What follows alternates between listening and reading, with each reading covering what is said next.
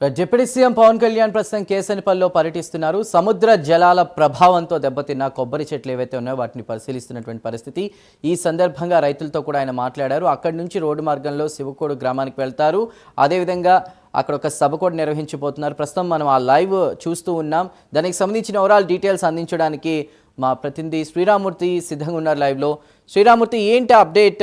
ప్రస్తుతం పవన్ కళ్యాణ్ అక్కడికి చేరుకుని సముద్ర జలాల వల్ల దెబ్బతిన్నటువంటి రైతులతో కూడా మాట్లాడుతున్నటువంటి పరిస్థితి, విజువల్స్ చూస్తున్నాం. ఏంటి అప్డేట్స్ ఏంటి?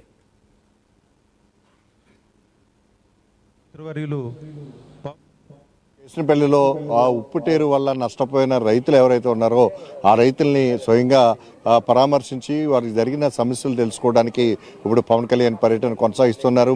ఏదైతే రక్తతులిగా ఉన్న ఈ డ్రైను ఏదైతే శంకరగుప్తం కరవాక దాకా వెళ్ళే ఈ డ్రైన్లో ఆయన స్వయంగా పరిశీలించారు. ఆ డ్రైన్ వంతెన మీద నిలబడి పరిశీలించిన తర్వాత ఇప్పుడే జస్ట్ రైతులతోటి మాట్లాడుతున్న పరిస్థితి ఉంది.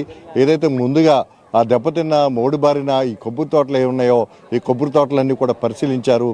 నిశ్చితంగా ఇక్కడ జిల్లా కలెక్టర్ మహేష్ కుమార్, ఇక్కడ డిప్యూటీ సీఎం పవన్ కళ్యాణ్కి మొత్తం ఏ విధంగా ఈ శంకరగుప్తం డ్రైన్ ముంచెత్తుతుంది, ఏ విధంగా రైతులు నష్టపోతున్నారనే విషయాన్ని మొత్తం గ్రాఫ్ చూపించి ఒక మ్యాప్ చూపించి కూడా ఆ మ్యాప్ ప్రకారం కూడా వివరించిన పరిస్థితి ఉంది. అలాగే ఎమ్మెల్యే దేవవరప్రసాద్, అలాగే ఎంపీ హరీష్ మాధుర్ కూడా ఈ రక్తతుల్య డ్రైన్ వల్ల నష్టపోతున్న రైతుల గురించి ఇక్కడ మాట్లాడిన పరిస్థితి ఉంది, వివరించిన పరిస్థితి ఉంది.